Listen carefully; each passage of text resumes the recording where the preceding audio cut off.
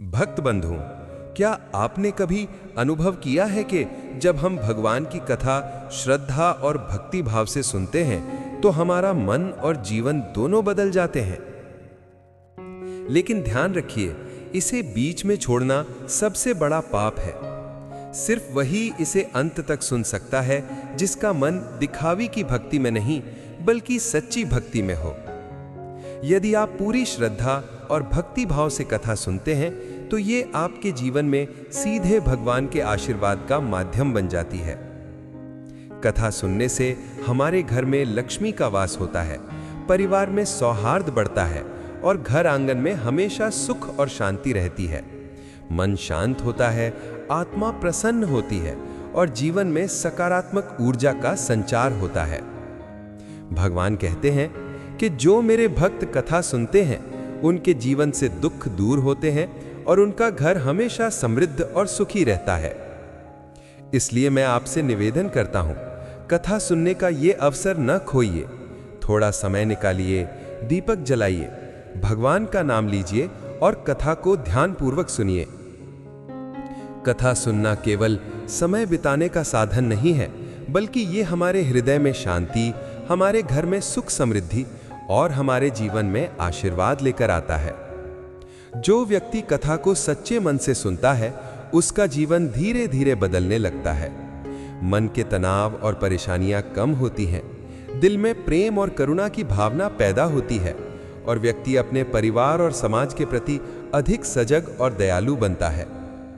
कथा सुनने से विश्वास बढ़ता है, धैर्य आता है और जीवन की कठिनाइयां सहज रूप से सामना करने योग्य लगती हैं।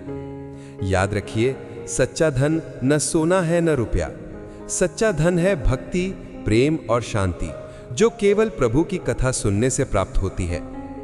इसलिए प्यारे भक्त बंधुओं, कथा को केवल सुनिए मत, इसे अपने जीवन में उतारिए, क्योंकि भगवान को दिखावे की भक्ति नहीं चाहिए, उन्हें चाहिए आपका सच्चा मन जो प्रेम, श्रद्धा और भक्ति से भरा हो।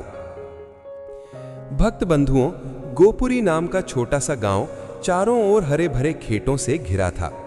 यहाँ के लोग मेहनती पर सरल हृदय के थे। सुबह सुबह हवा में मिट्टी की खुशबू, मंदिर की घंटियों की आवाज और पक्षियों की चहचहाहट मिलकर गांव को जीवंत बनाती। इस गांव में दो मित्र रहते थे, दीनदयाल और धनलाल। दोनों बचपन के दोस्त थे, पर स्वभाव और सोच में बहुत भिन्न। दीनदयाल का मन हमेशा शांति और भक्ति में लगा रहता। सुबह सूरज निकलने से पहले वो उठता, स्नान करता और घर के आंगन में लगे तुलसी चौरे के पास दीपक जलाता। धीरे धीरे वो कहता, जय श्री कृष्ण, आज का दिन तेरे चरणों में अर्पित है, तू ही मेरी राह दिखाए। उसकी पत्नी सावित्री उसके समान सरल और धर्मपरायण महिला थी। हर दिन वो मंदिर के लिए प्रसाद बनाती और कहती, सुनिए जी, आज मंदिर में भजन संध्या है, जरूर चलिएगा। दीनदयाल मुस्कुराकर कहता, अरे भला मैं कैसे न जाऊं, वहां तो मन को सुकून मिलता है। दूसरी ओर धनलाल था, रूप रंग में सुंदर, कपड़ों में भारी, पर मन से बेचैन और लालची। वो सुबह उठते ही सबसे पहले धन और सौदे की बातें करता। उसकी पत्नी लाजवंती अक्सर कहती, सुनिए, थोड़ा भगवान को भी याद कर लिया कीजिए, सब पैसा ही थोड़े ही ना है। धनलाल झल्ला जाता, भगवान को याद करके रोटी नहीं बनती, मेहनत करूंगा तो मिलेगा, भगवान से क्या मांगना। लाजवंती चुप हो जाती, पर मन में सोचती, कभी तो इन्हें समझ आएगा कि धन से ज्यादा शांति बड़ी चीज है। एक दिन सुबह की बात है, दीनदयाल अपने खेत की तरफ जा रहा था, तभी रास्ते में धनलाल मिला। धनलाल हंसकर बोला, कहां जा रहे हो दीनू? फिर से मंदिर? जरा खेत खलियान का भी ध्यान रख लिया कर, भगवान तेरे हल नहीं चलाएंगे। दीनदयाल मुस्कुराकर कहा, अरे धनलाल, खेत तो अपना है, पर फसल भगवान की मर्जी से ही उगती है। धनलाल हंसा, बस बस, अब प्रवचन मत दे, भगवान ने अगर सब कुछ अपने हाथ में रखा होता तो तू गरीब नहीं रहता। दीनदयाल ने शांतिपूर्वक कहा, मैं गरीब हूं लेकिन सुखी हूं। दोनों के रास्ते अलग हो गए, एक मंदिर की ओर, दूसरा बाजार की ओर।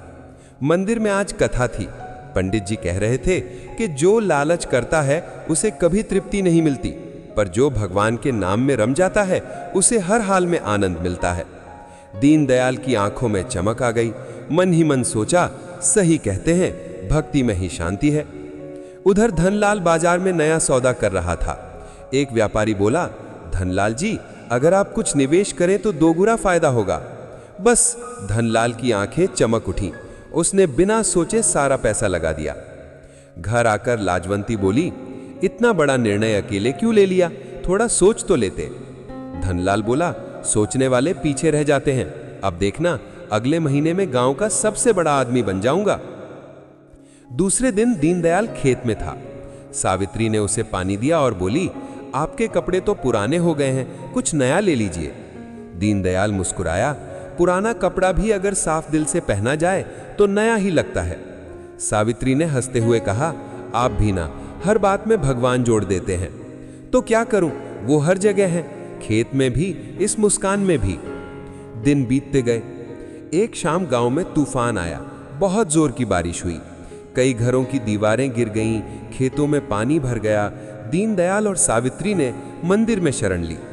वो बस भगवान कृष्ण का नाम जपते रहे, हरे कृष्ण हरे कृष्ण। सुबह हुई तो पता चला धनलाल के नए सौदे वाले व्यापारी पैसे लेकर भाग गए थे। धनलाल टूट गया। घर बैठा रहा, किसी से बात नहीं करता। लाजवंती धीरे से बोली, अब समझे लालच क्या कर देता है।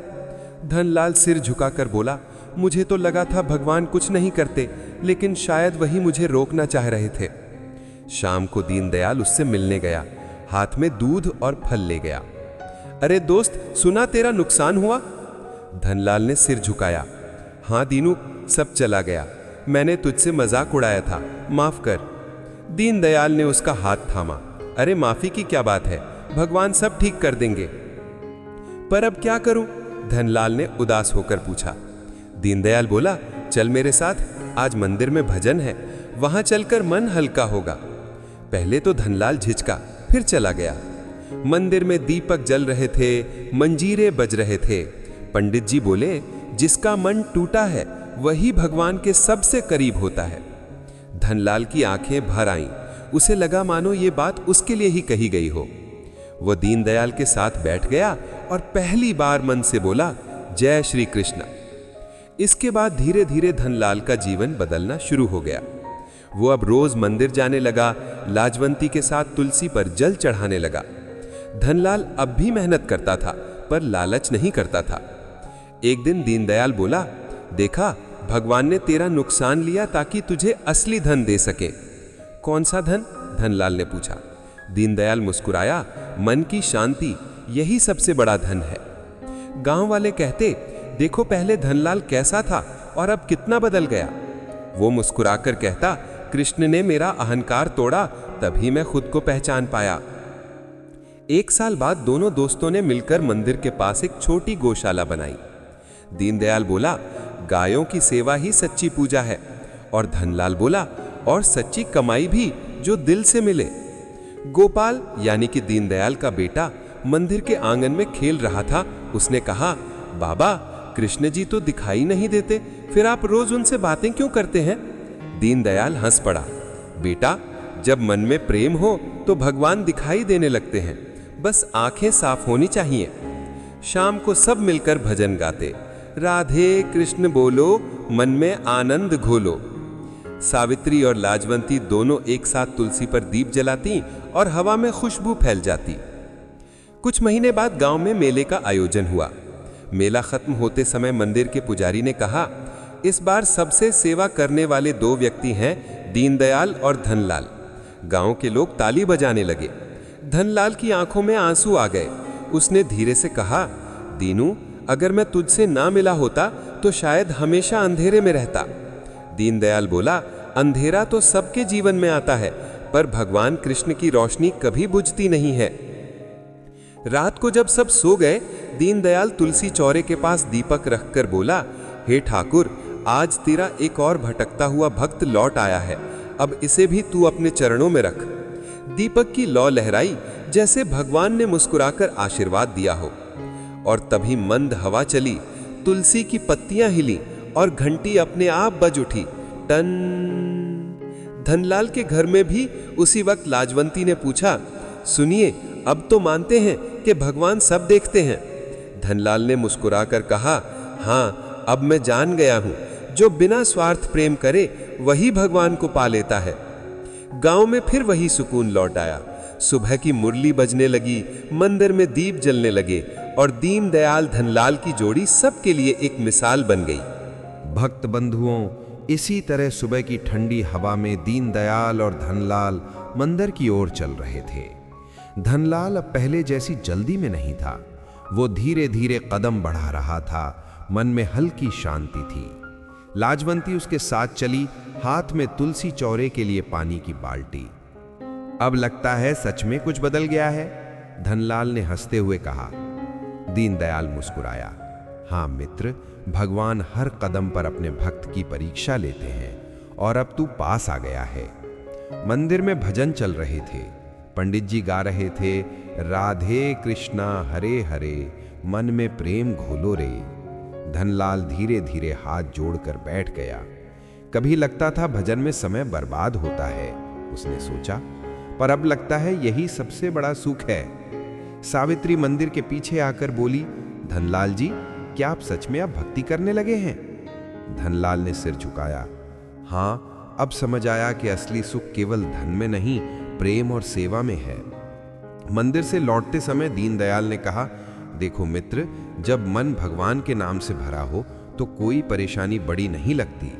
धनलाल ने कहा, सच में पहले मेरे मन में केवल लालच और चिंता रहती थी, अब हल्का सा लग रहा है जैसे बर्फ पिघल गई। गांव में धीरे धीरे बदलाव दिखने लगे। धनलाल अब गांव के गरीबों के घर जाकर मदद करने लगा। कभी अनाज बांटता, कभी बच्चों के लिए कपड़े ले जाता। लाजवंती भी साथ रही। देखो, अब घर में खुशियां हैं, पहले सिर्फ तिजोरी में पैसा था, उसने सोचा। दूसरी ओर दीनदयाल अपने खेतों और गौशाला में व्यस्त था। गायों की सेवा, खेतों की देखभाल और शाम को भजन। उसकी आंखों में हमेशा वही शांति और मुस्कान थी। एक दिन गांव में तूफान आया। कुछ घरों की छतें उड़ गईं, रास्ते की मिट्टी बह गई। धनलाल ने देखा कई लोग परेशान थे।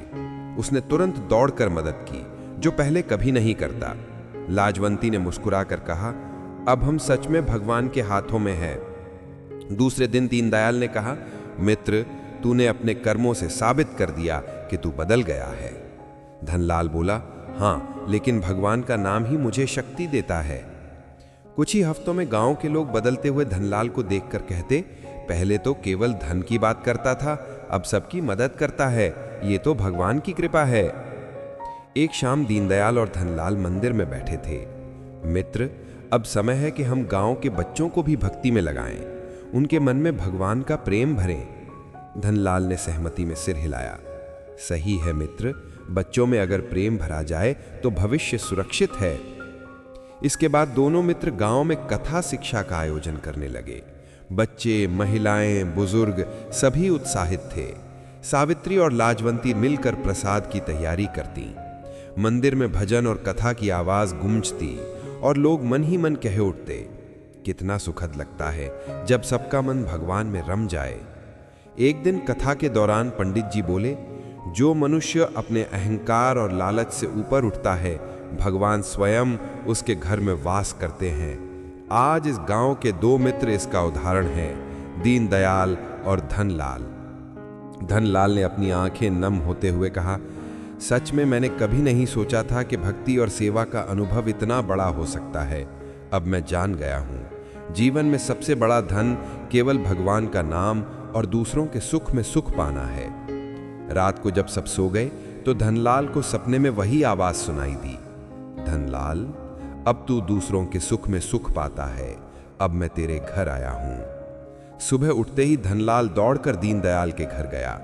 सच में मैंने सपना देखा, भगवान कह रहे थे कि अब मैं घर आ चुका हूं। दीनदयाल मुस्कुराया, मित्र, अब तेरा मन तैयार है और यह सबसे बड़ा चमत्कार है।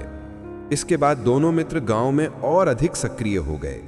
धनलाल ने अपना व्यापार व्यवस्थित कर लिया, पर लालच को त्याग दिया। दीनदयाल ने अपने खेतों और गौशाला की देखभाल जारी रखी। लाजवंती और सावित्री दोनों मिलकर गांव के गरीबों के लिए भोजन और वस्त्र की व्यवस्था करती। गांव में धीरे धीरे शांति और प्रेम का वातावरण बनने लगा। लोग कहते अब गांव केवल खेत और पैसा नहीं बल्कि भक्ति और सेवा का प्रतीक बन गया है। एक दिन गांव के बच्चों ने पूछा, बाबा भगवान कैसे दिखते हैं? दीनदयाल ने मुस्कुराकर कहा, जब मन में प्रेम और भक्ति हो तब हर दिल में भगवान दिखाई देते हैं। धनलाल ने कहा, सच में पहले मैं केवल पैसों की तरफ देखता था, अब हर जगह कृष्ण की मुस्कान महसूस होती है और यही सबसे बड़ा चमत्कार है। रात को तुलसी चौरे के पास दीपक जलाकर दोनों मित्र बोले, हे भगवान, आज हमें आशीर्वाद दो कि हम हमेशा भक्ति और सेवा में लगे रहें। और तभी हल्की हवा चली, दीपक की लौ हिली और मंदिर की घंटियां बज उठी। धनलाल ने लाजवंती से कहा, देखो मित्र, अब हर चीज में भगवान है। मैं समझ गया हूं, जो बिना स्वार्थ प्रेम करता है वही सच्चा धनवान है। गांव के लोग भी अब हर दिन तुलसी चौरे पर दीपक जलाने लगे। धीरे धीरे ये गांव भक्तिपुर नाम से मशहूर हो गया। अगले दिन सुबह का सूरज हल्की सुनहरी रोशनी के साथ गांव पर पड़ रहा था। मंदिर की घंटियां गूंज रही थीं और हवा में तुलसी और चंदन की खुशबू फैल रही थी। दीनदयाल तुलसी चौरे के पास दीपक जलाकर भजन गा रहा था। शाम तेरी बंसी पुकारे, राधा नाम राधा नाम। धनलाल भी हाथ में फूल और माखन का कटोरा लेकर वहां पहुंचा। मित्र, आज मैंने अपने घर पर सबसे पहले भगवान को भोग लगाया। धनलाल मुस्कुराया। दीनदयाल ने प्रेम से कहा, वाह, अब तू सच में कृष्ण भक्त बन गया है धनलाल। धनलाल ने सिर झुकाया। अब तो लगता है बिना उनका नाम लिए दिन अधूरा लगता है। गांव में उस महीने जानकी एकादशी का पर्व आया। मंदिर में भजन, कथा और प्रसाद वितरण था। सभी गांव वाले उत्साहित थे। बच्चे फूल बरसा रहे थे, महिलाएं प्रसाद बांट रही थीं। कथा शुरू हुई। पंडित जी बोले, जो मनुष्य अपने अहंकार और लालच से ऊपर उठता है, भगवान स्वयं उसके घर में वास करते हैं। आज इस गांव के दो मित्र इसका उदाहरण है, दीनदयाल और धनलाल। धनलाल ने सिर झुकाया। सच में अब समझ गया हूं, सच्चा सुख केवल दूसरों की खुशी में है। रात को जब सब सो गए, धनलाल को सपने में वही आवाज सुनाई दी, धनलाल, अब तू दूसरों के सुख में सुख पाता है, अब मैं तेरे घर आया हूं। सुबह वह दौड़कर दीनदयाल के पास गया। मित्र, मैंने सपना देखा, भगवान कह रहे थे कि अब मैं घर आ चुका हूं। दीनदयाल मुस्कुराया। मित्र, अब तेरा मन तैयार है, यही सबसे बड़ा चमत्कार है। इसके बाद दोनों मित्र गांव में और अधिक सक्रिय हो गए। धनलाल ने व्यापार व्यवस्थित कर लिया, पर लालच को त्याग दिया। लाजवंती और सावित्री मिलकर गरीबों के लिए भोजन और वस्त्र की व्यवस्था करने लगी। गांव में धीरे धीरे शांति और प्रेम का वातावरण बनने लगा। लोग कहते, अब गांव केवल खेत और पैसा नहीं बल्कि भक्ति और सेवा का प्रतीक बन गया है। एक दिन गांव के बच्चे पूछ बैठे, बाबा, भगवान कैसे दिखते हैं? दीनदयाल मुस्कुराकर बोले, जब मन में प्रेम और भक्ति हो तब हर दिल में भगवान दिखाई देते हैं। धनलाल ने कहा, सच में पहले मैं केवल पैसों की तरफ देखता था, अब हर जगह कृष्ण की मुस्कान महसूस होती है, यही असली चमत्कार है। रात को तुलसी चौरे के पास दीपक जलाकर दोनों मित्र बोले, हे भगवान, आज हमें आशीर्वाद दो कि हम हमेशा भक्ति और सेवा में लगे रहें। हल्की हवा चली, दीपक की लौ हिली और मंदिर की घंटियां बज उठी। Ton ton ton. धनलाल ने लाजवंती से कहा, देखो मित्र, अब हर चीज में भगवान है। जो बिना स्वार्थ प्रेम करता है वही सच्चा धनवान है। गांव के लोग भी अब हर दिन तुलसी चौरे पर दीपक जलाने लगे। भजन और कथा का सिलसिला लगातार जारी रहा। धीरे धीरे ये गांव भक्तिपुर के नाम से प्रसिद्ध हो गया। समय बीतता गया। दीनदयाल और धनलाल बूढ़े हो गए, लेकिन उनका मन हमेशा युवा और भक्ति में लगा रहा। एक दिन दोनों मंदिर के आंगन में बैठे। दीनदयाल ने कहा, मित्र, याद है वो दिन जब तू भगवान को नहीं मानता था? धनलाल हंसते हुए बोला, और याद है वो दिन जब तू कहता था, धैर्य रखो, भगवान समय पर जवाब देते हैं। अब देखा, उन्होंने सच में जवाब दिया। सावित्री और लाजवंती भी उनके पास आईं। अब हमारे घर भी मंदिर जैसा लगता है, सावित्री बोली। हाँ, सब कुछ अब भगवान की कृपा से है, लाजवंती ने कहा। आसमान में हल्की रोशनी के बीच 2 सफेद कबूतर उड़ते दिखाई दिए।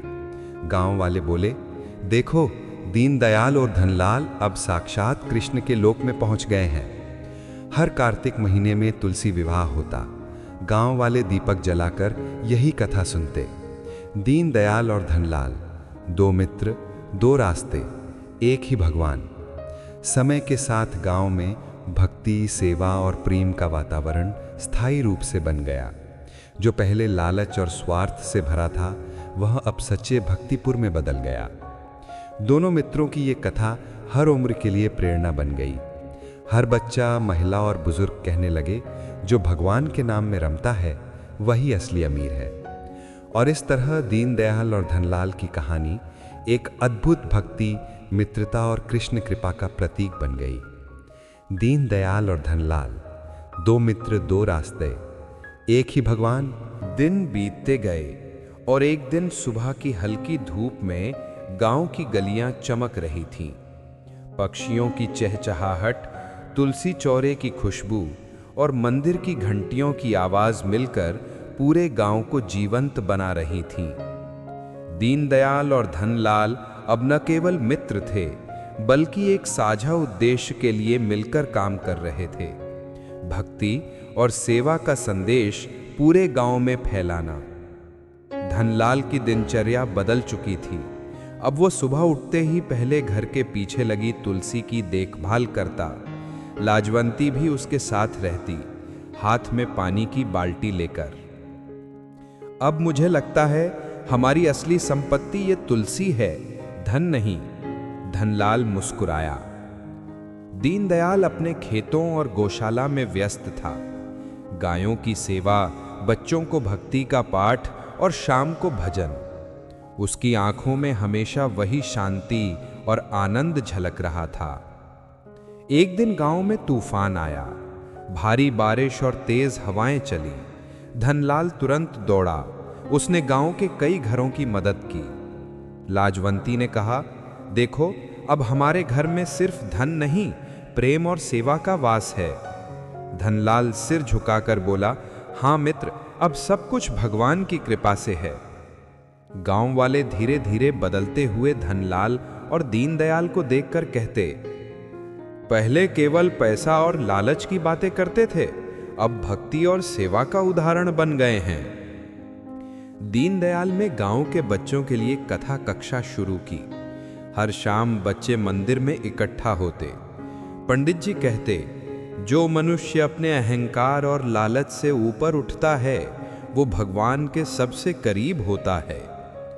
धनलाल बच्चों के पास जाकर कहता, बच्चों, भगवान सिर्फ मंदिर में नहीं, हर दिल में हैं। अगर आप प्रेम और सेवा करेंगे तो भगवान अपने आप दिखाई देंगे। सावित्री और लाजवंती भी मिलकर गांव के गरीबों के लिए भोजन और वस्त्र का प्रबंध करती। गांव में धीरे धीरे शांति और प्रेम का वातावरण बन गया। लोग कहते, अब गांव केवल खेत और पैसा नहीं, बल्कि भक्ति और सेवा का प्रतीक बन गया है। एक दिन दीनदयाल और धनलाल मंदिर के आंगन में बैठे। धनलाल बोला, मित्र, अब मैं समझ गया हूं कि लालच और स्वार्थ किस तरह इंसान को कमजोर बनाते हैं। भक्ति ही असली शक्ति है। दीनदयाल ने मुस्कुराकर कहा, और वही शक्ति तुझे हमेशा आगे बढ़ाएगी। संध्या के समय मंदिर में भजन गूंज रहे थे। बच्चे तालियां बजा रहे थे। दीनदयाल और धनलाल दोनों हाथ जोड़कर बैठे। हे भगवान, हमें सदा भक्ति और सेवा के मार्ग पर बनाए रखो। तभी अचानक मंदिर के पीछे तुलसी चौरे पर दिव्य प्रकाश फैल गया। धनलाल और दीनदयाल दोनों अचंभित रह गए। दीपक की लौ तेजी से जल रही थी और हवा में हल्की खुशबू फैल गई, जैसे भगवान स्वयं उन्हें आशीर्वाद देने आए हों। लाजवंती बोली, देखो मित्र, अब हम सच में भगवान की कृपा में हैं। सावित्री ने सिर झुकाया, हाँ, ये पल हमें जीवन भर याद रहेगा। गांव में धीरे धीरे चमत्कार के छोटे छोटे संकेत दिखने लगे। खेतों में फसल पहले से अधिक उगने लगी।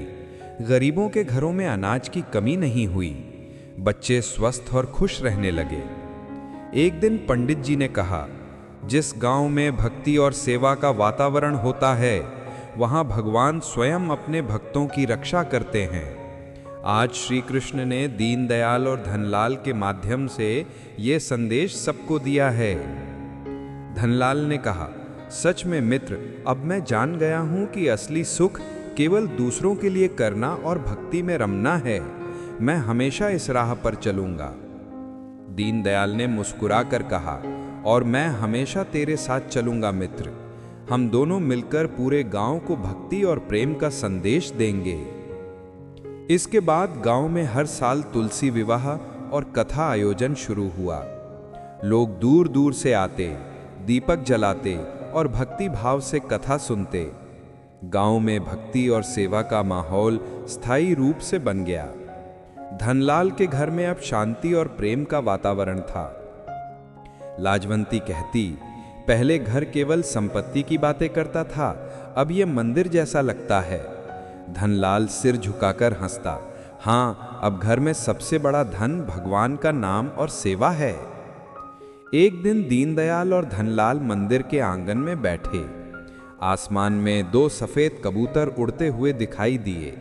गांव वाले बोले, देखो, ये संकेत है कि भगवान स्वयं इस गांव में खुश हैं। दीनदयाल और धनलाल ने भक्ति और सेवा का जीवन अपनाया, इसलिए ये आशीर्वाद मिला। रात को तुलसी चौरे पर दीपक जलाकर दोनों मित्र बोले, हे भगवान, हम हमेशा आपके नाम और सेवा में लगे रहें। धीरे धीरे दीपक की लौ हिली और मंदिर की घंटियां बज उठीं। Ton ton. धनलाल ने लाजवंती से कहा, अब मैं जान गया हूं, जो बिना स्वार्थ प्रेम करता है वही सच्चा धनवान है। गांव के लोग भी अब हर दिन तुलसी चौरे पर दीपक जलाने लगे। भजन और कथा का सिलसिला लगातार जारी रहा। कुछ दिनों बाद एक दिन सूरज की सुनहरी किरणें गांव पर फैल रही थी। मंदिर की घंटियां गूंज रही थी और हवा में तुलसी और चंदन की खुशबू महक रही थी। दीनदयाल और धनलाल अब पूरी तरह से भक्तिपुर के मार्गदर्शक बन चुके थे। वे सिर्फ मित्र नहीं, बल्कि सच्चे भक्त और सेवक बन गए थे। हर सुबह दोनों मंदिर में भजन करते, तुलसी चौरे पर दीपक जलाते और गांव वालों को सेवा का संदेश देते। धनलाल की दिनचर्या पूरी तरह बदल चुकी थी। अब लालच का कोई स्थान नहीं था, सिर्फ प्रेम और सेवा। लाजवंती भी हर दिन गरीबों के लिए भोजन और वस्त्र की व्यवस्था करती। पहले घर में केवल पैसा और चिंता थी, अब हर जगह प्रेम और भक्ति है, लाजवंती मुस्कुराकर कहती। दीनदयाल खेतों और गौशाला में व्यस्त रहता। गायों की सेवा और बच्चों को भक्ति की शिक्षा देना उसकी दिनचर्या बन गई थी। सावित्री हमेशा उसके साथ रहती थी। अब हर दिन भगवान की भक्ति में बीतता है, सावित्री कहती। हाँ, यही सबसे बड़ा सुख है, दीनदयाल हंसकर कहता। एक दिन गांव में बड़ा मेला लगा। मेला केवल त्योहार नहीं, बल्कि भक्ति का पर्व था। सब लोग मंदिर में इकट्ठा हुए, भजन गाए और कथा सुनी। पंडित जी बोले, जो मनुष्य अपने अहंकार और लालच से ऊपर उठता है, वही भगवान के निकट होता है। आज श्री कृष्ण ने दीनदयाल और धनलाल के माध्यम से ये संदेश सबको दिया है। धनलाल ने बच्चों को समझाया, बच्चों, भगवान हर दिल में रहते हैं। अगर आप प्रेम और सेवा करेंगे तो भगवान अपने आप दिखाई देंगे। गांव में छोटे छोटे चमत्कार होने लगे। खेतों में फसल पहले से अधिक उगने लगी। गरीबों के घरों में अनाज की कमी नहीं हुई। बच्चे स्वस्थ और खुश रहने लगे। एक शाम मंदिर के पीछे तुलसी चौरे पर दिव्य प्रकाश फैला। दीपक की लौ तेजी से जल रही थी और हवा में हल्की खुशबू फैल गई। धनलाल और दीनदयाल दोनों अचंभित रह गए। लग रहा था जैसे भगवान स्वयं उन्हें आशीर्वाद देने आए हों। सावित्री और लाजवंती ने सिर झुकाया। अब हम सच में भगवान की कृपा में हैं, उन्होंने कहा। गांव वाले धीरे धीरे ये महसूस करने लगे कि यह केवल भक्ति नहीं, बल्कि जीवन का चमत्कार है। गांव में शांति, प्रेम और सेवा का माहौल स्थायी रूप से बन गया। एक दिन दीनदयाल और धनलाल मंदिर के आंगन में बैठे। धनलाल बोला, मित्र, अब मैं पूरी तरह समझ गया हूं। असली धन केवल भगवान का नाम और सेवा है, लालच और स्वार्थ किसी काम के नहीं। दीनदयाल मुस्कुरा कर कहता, और यही शक्ति हमें हर मुश्किल से पार ले जाती है। संध्या के समय मंदिर में भजन गूंज रहे थे, बच्चे तालियां बजा रहे थे। दोनों मित्र हाथ जोड़कर बैठे। हे भगवान, हमें हमेशा भक्ति और सेवा के मार्ग पर बनाए रखना। अचानक आसमान में हल्की रोशनी फैली और 2 सफेद कबूतर उड़ते दिखाई दिए। गांव वाले बोले, देखो, ये संकेत है कि भगवान स्वयं इस गांव में खुश हैं। दीनदयाल और धनलाल ने भक्ति और सेवा का जीवन अपनाया, इसलिए यह आशीर्वाद मिला। रात को तुलसी चौरे पर दीपक जलाकर दोनों मित्र बोले, हे भगवान, हमें हमेशा अपने नाम और सेवा में लगे रहने का आशीर्वाद दो। धीरे धीरे दीपक की लौ हिली और मंदिर की घंटियां बज उठी। Ton ton. धनलाल ने लाजवंती से कहा, अब मैं जान गया हूं, जो बिना स्वार्थ प्रेम करता है वही सच्चा धनवान है। गांव के लोग भी अब हर दिन तुलसी चौरे पर दीपक जलाने लगे। भजन और कथा का सिलसिला लगातार जारी रहा। गांव में सच्चा भक्ति और सेवा का माहौल बन गया। समय बीतता गया। दीनदयाल और धनलाल बूढ़े हो गए, लेकिन उनका मन हमेशा युवा और भक्ति में लगा रहा। हर कार्तिक महीने में तुलसी विवाह होता। गांव वाले दीपक जलाकर ये कथा सुनते कि दीनदयाल और धनलाल, 2 मित्र, 2 रास्ते, एक ही भगवान। गांव का नाम अब भक्तिपुर हो गया था। यह केवल नाम नहीं, बल्कि संदेश बन गया था कि जिसके जीवन में भक्ति और सेवा हो, उसका हर दिन भगवान के नाम में रोशन रहता है। दीनदयाल और धनलाल की कहानी हर उम्र के लोगों के लिए प्रेरणा बन गई। बच्चे, महिलाएं और बुजुर्ग सभी कहते कि जो भगवान के नाम में रमता है वही सच्चा अमीर है। और इस तरह दीनदयाल और धनलाल की कथा एक अद्भुत भक्ति, मित्रता और कृष्ण कृपा का प्रतीक बन गई। गांव में शांति, प्रेम और सेवा का वातावरण स्थायी रूप से बना रहा। प्यारे भक्त बंधुओं, अगर इस पावन कथा ने आपके मन को शांति दी हो, अगर सुनकर आपको महसूस हुआ हो कि भगवान श्री कृष्ण की कृपा वास्तव में हमारे जीवन को बदल सकती है, तो इस दिव्य अनुभव को अपने परिवार और मित्रों तक जरूर पहुंचाइएगा। इस वीडियो को लाइक करें, कमेंट में जय श्री कृष्ण लिखकर अपना आशीर्वाद दीजिए। और अगर आप पहली बार हमारे चैनल पर आए हैं तो चैनल को सब्सक्राइब जरूर करें, क्योंकि इसी चैनल पर हम आपके लिए रोज लेकर आते हैं ऐसी पवित्र कथाएं, भक्ति भाव से भरी कहानियां और भगवान की महिमा का दिव्य प्रकाश।